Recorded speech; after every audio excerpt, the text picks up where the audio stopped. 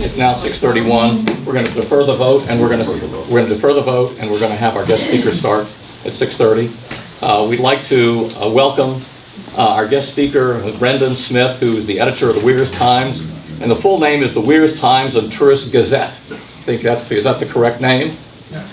So, if you wouldn't mind coming up here, depends upon how loudly you speak, or we have a microphone if you would like to use a microphone.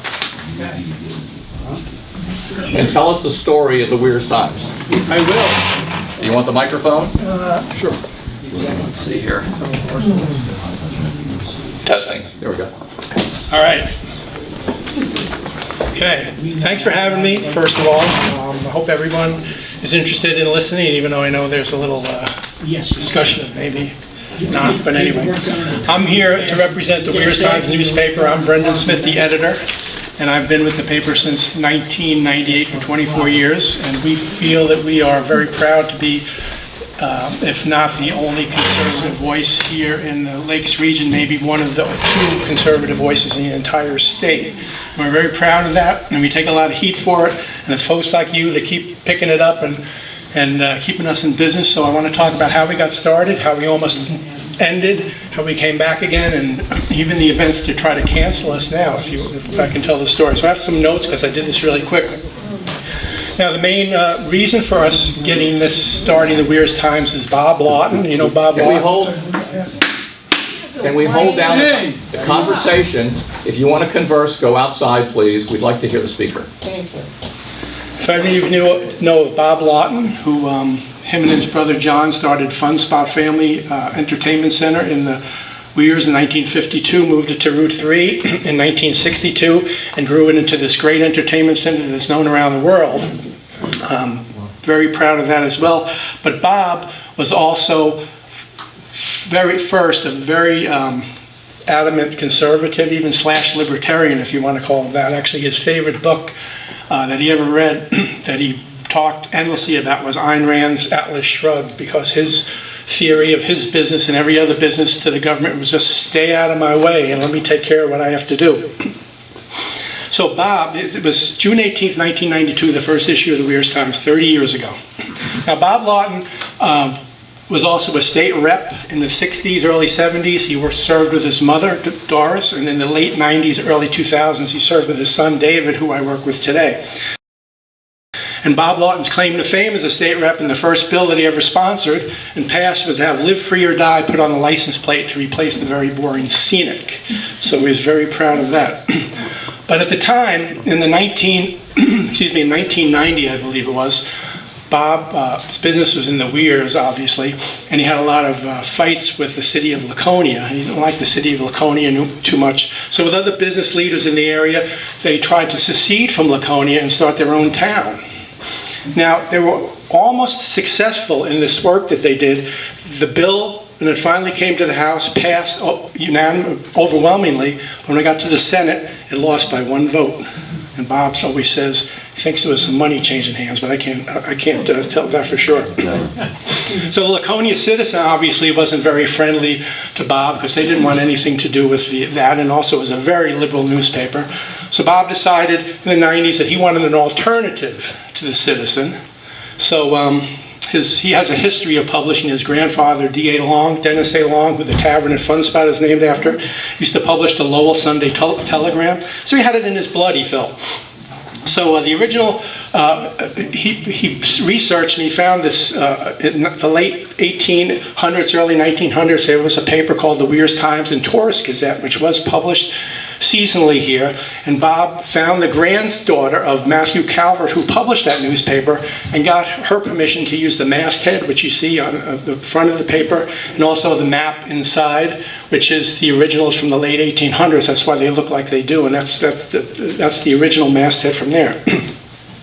Now, they had no publishing experience, the family, Bob and his son Dave and his daughter Sandra, his brother John and his son. So they hired a gentleman named Ron Stevens who had publishing background to publish the newspaper for them.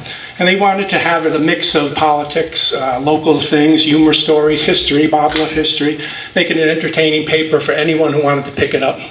And at first they decided to charge a quarter for it, but they realized that that wasn't going to fly, so they eventually made it free.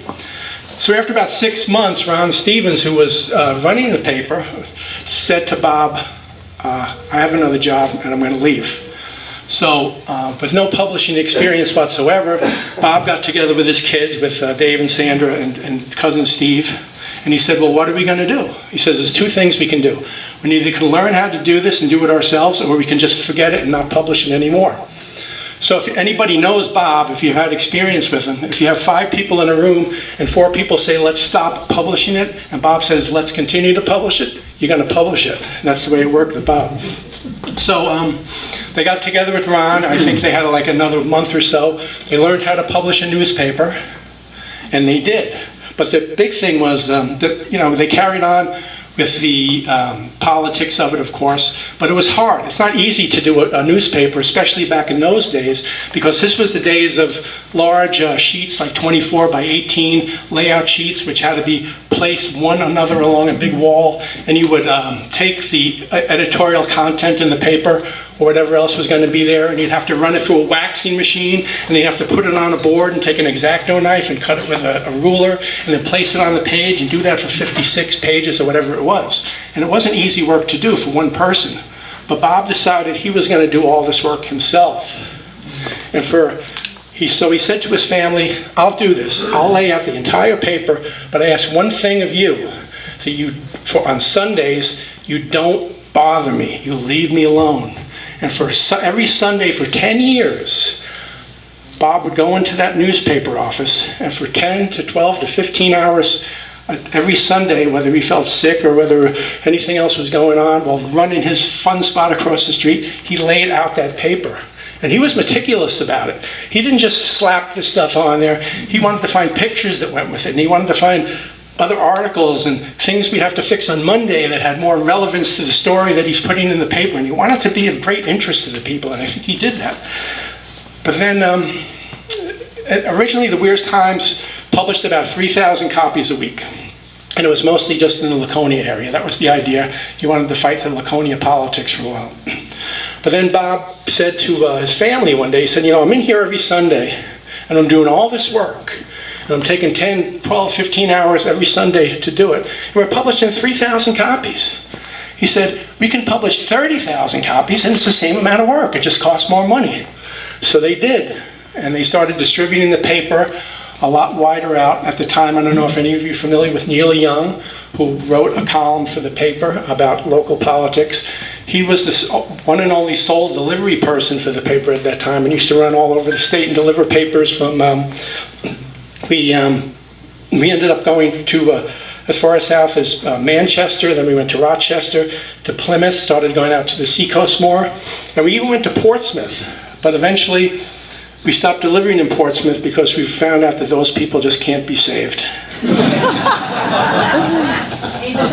Now, beyond just Neil Young delivering the paper, we had people who would volunteer to take papers and just bring them around to different areas because they loved it so much and they loved the fact that we were getting this message out, this conservative message. So we even had a gentleman named Paul Hudson who lived in Bethlehem. And he would drive down every day, every week, and pick up 3 or 4 copies or stacks of the paper and drive them back up there and put them in newspapers and stores in Littleton and Bethlehem. And Paul Hudson did this up until about 3 months ago, when he finally had to stop because he was 91 years old. Wow. He made the trip every week. It was truly amazing. We really miss Paul. I think he lives in the area now. I think he settled with his kids around here somewhere. I have to go visit him and say hello. Let me see. So personally, I came onto the scene in the Weirs Times in 1998, so 24 years ago. I never expected to work at the Weirs Times. If you've ever read, I had this silly idea for these columns about being a flatlander from New York or just into life in New Hampshire. And I sent them into the Weirs Times, and they published them on occasion. And then one day I just walked into the office and I said, you guys need any extra help, because things weren't going too well for me at the time. So they took me on. And I've been there ever since, and now I'm the editor of the paper. Now, 10 years after, I said Bob's from 1992 to 2002, he did the paper every Sunday, cutting and pasting. I mean, I can't explain to you how tedious this work was of every experience. I did it, and I think I tried to do it one Sunday, and I said, that's it, I can't do this anymore. But in 2003, we went all computer, obviously, and everything was done online. Back in the day when we used to lay it out on the big sheets, Bob's daughter Sandra would pack up the pages into this big, like, artist's portfolio case and drive them down to the Concord Monitor to be printed. Yes, we were printed at the Concord Monitor, and we still are to this day. If you don't know, Concord Monitor has a large printing facility, and which probably keeps their newspaper alive. So maybe, I'm not sure if that's a good idea or not. No. But actually, the guy who runs the printing facility at the Concord Monitor, and still does, is actually a big libertarian. So it's kind of funny. But they have a big business down there. So eventually, Bob gave up on the laying. He didn't want anything to do with computers, obviously. So it was me and Dave, his son, and it was so much easier now just to do it on the computer. You press a button, you send it down to the printer, and it gets printed. But Bob still, every week, even after he wasn't laying the paper out, we would print him a copy of the paper, whether it's 40 pages, 48, 56, or whatever, give it to him on Friday night, Saturday morning, and he would spend the weekend reading it, making his corrections, editing it, and then I'd sit down with him Monday morning over at Fun Spot at the big table, we called it, and we go over the paper for the week and we make the changes. And he did that every week until a few months before he passed away last November 11th at the age of 90. So we miss Bob a lot. He was a big part of it. If it wasn't for him, we wouldn't be here. Now, the thing I want to talk about most is our editorial, our journalistic approach, as I was asked to do. And obviously we have our editorials, and most of our political viewpoint is obviously conservative. Dave even likes to say conservative/libertarian. And we come under fire for that a lot. And the key to our newspaper really is our advertisers, because without our advertisers, we're not making any money. And without any making money, we're not going to publish the paper. We're not in it for the money. We don't make a lot of money. I can tell you can come out and, see my house on the lake and my Lexus, so you can see that I don't have, you'll know that that's not what we do it for. We have a small staff. We have myself, who does most of the layout, pretty much all the layout of the paper. We have Dave, who, when he's not busy at Fun Spot, filling in now because his dad has passed away. He's building the ads and helping along with the advertisers. And we also have Starlawton, who is Dave's niece, Bob's granddaughter, who runs the business end of it in front, doing the finances and all that. Otherwise, it's freelance writers, contributing writers, and of course our important salespeople who are out there busting butt to get the ads in the paper so we can survive. So what I want to emphasize is that we've been around for a long time, 30 years now, and probably now more than ever we face a lot more pressure in what we publish because of this cancel culture thing that we're going through. We have lost advertisers over the years, not a lot, but mostly because they get pressured into taking their ads out of the paper because there's something that they don't like in it. Lately we've had some great additions to the paper. We have Hal back there, Hal Shurtleff, who contributes the pieces of the Constitution. He's a constitutional scholar as far as I'm concerned, and we appreciate that. And we also have what we consider a pretty controversial column in the paper now that's you won't see in many papers, especially the way it's written. It's called Letters from God. Oh, I love it. I love that. That's my favorite piece. Well, that's good to hear.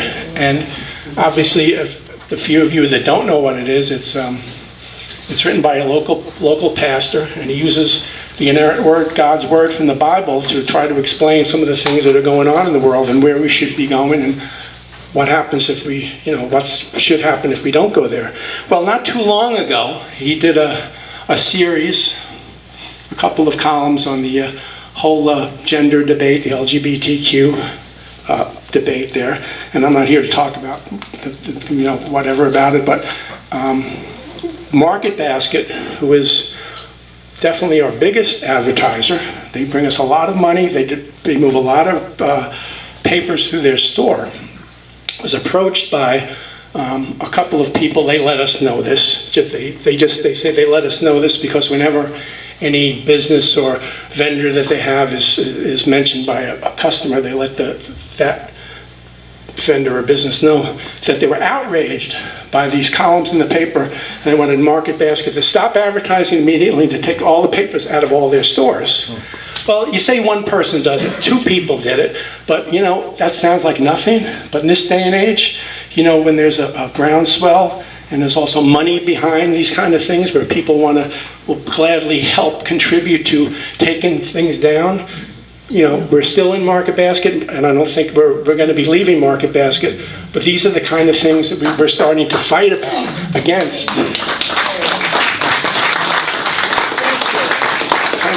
Thank you. And personally, we could say, well, maybe we shouldn't have this in the paper anymore, but we're not going to do that. We hope that we can survive with it and that we don't have to end up losing all our advertisers, because that's where our money is.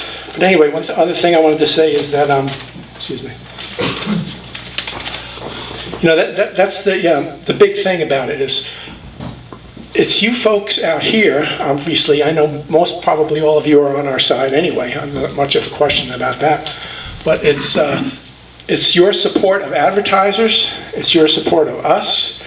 It's your support of going into stores and telling them that you want the paper. We can't deliver the paper everywhere, obviously, due to logistics and financial things like that. But we ask you to hopefully keep people in the know about us, and we don't want the other side to win, as it is with everything else. Another example of it is the same series of articles. Now, I don't have positive proof on this, and I'm going to just say it here to this crowd, but a few months ago, if any of you have ever been to the Shaws in Guilford, obviously you're in Guilford here, and that big long hallway they have from the entrance and exit, we were told one day that amazingly enough, the same time about this Letters from God column came out in about the whole Market Basket thing, is we got a call that said they can't have our paper in the Shaws Guilford anymore because there's not enough room there for the rack. Now, we've been in there for 20 some odd years anyway, so we heard through the grapevine that the reason for it was the column. So I haven't looked lately, but I still don't think we're in there. So I've told people, don't go to Shaw's in Guilford anymore. But I'm sorry if someone here works in Shaw's in Guilford, but I'm just telling you that. I'm just trying to support us. So we're fighting against this. This might be just the start of it. There's going to be more to come as this all gets worse. So, I mean, we're proud of what we do. And I look forward to going to work every week and putting that paper out. I mean, most of the paper obviously is feature articles. It's not politics, because we found out a long time ago if you have a paper that's just about politics, a lot of people aren't going to pick it up. So you have the feature articles, the history, the sports, the adventures, going out hiking and all that, and people pick them up and read them. Maybe they'll read the editorials too.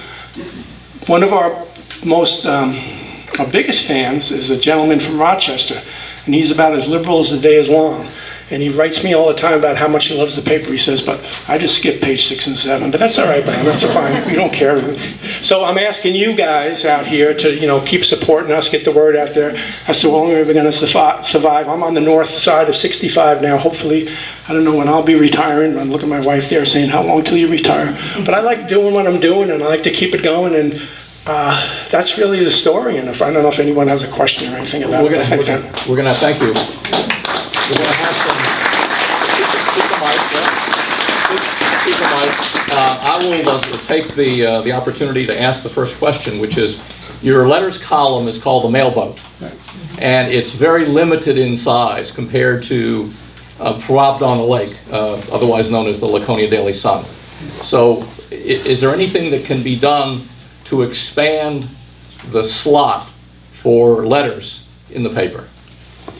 In all honesty, I think with the Daily Sun out there, more people are sending letters to the Daily Sun than they're sending to us.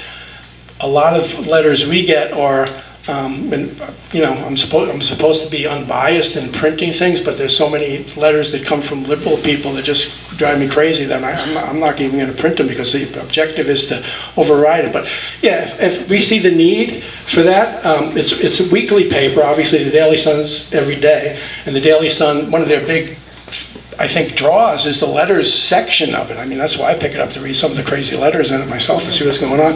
But yeah, I see what you're saying. One thing I do want to bring up, though, quickly, is I forgot to mention, is one thing we have dropped the ball on over the past years is Neil Young used to write a local political column for us, and we haven't really had much of that lately about what's going on down in Concord.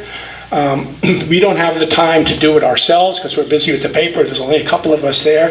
But I'm always looking for suggestions on how we can get somebody who might want to give us, maybe on a weekly basis, once a month or whatever, a little layout of or synopsis of what's going on down in the legislature so people who read it can be aware, because sometimes we're not aware. You know how if you're not following it every day and you pick up the paper and you read about a bill, you go, I had no idea there was such a bill that was going to be voted on, and people miss that. We miss it sometimes ourselves. So I put that out there if anyone has any ideas or thoughts on us getting a weekly page about important bills that are coming up for vote or being considered or whatever, so they can contact their legislators if it's going to affect them. That's something we would like to get back into if we can. Other questions from the audience? The back? Who started the paper again? Bob Lawton, who started Fun Spot as well. Oh, well, just to correct you, my grandfather Peter O'Neill was a 49% shareholder. And was a first-time investor of that paper until he was bought out. Who was that? Peter O'Neill. Okay, that's before my time, so I wasn't 100% sure of that. First time I heard that name, but anyway, okay. I wanted to correct the record. Question over here. Yeah, hi, my name's Steve Earle. I've been writing letters to the editor at the Sun for about 2 decades now. And when I first started, I was writing letters to your paper. Never got one printed. Yeah, you did. And going into Norm's question about expanding the letters to the editor, I'd be more than happy to start sending you letters to the editor if I could expect them to be printed. Well, I remember having a correspondence with you about letters, and you wrote them to me, and I did print your letters in the paper. I haven't seen any lately. Well, that's been a long time since I've sent a letter in. Well, considering I gave up on you. Okay, well, considering once a week, that's not, if we miss a week or two, that doesn't mean we're not going to put it in the paper. But I do remember corresponding with you, and at least a couple of your letters have been in the I'm going to paper. start sending you letters again. Okay. Any other questions? I hope to see them. All right. Any other questions? Thank you very much for coming.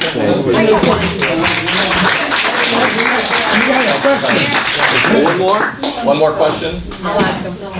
I'm just curious, can you give out the pastor's name? I would love to meet I him. can give out the pastor's name, because he told me that I can give his name out if I want to. And he's a pastor of a church that I attend and all. His name is Pastor Sam Hollow. If you get a chance you can see some of his services on YouTube for the All Community Church. So he gave me free reign to say that if I need to. So Thank you. As a guest speaker. Thank you. Thank you. Thank you. Okay, we're going to go back into going back.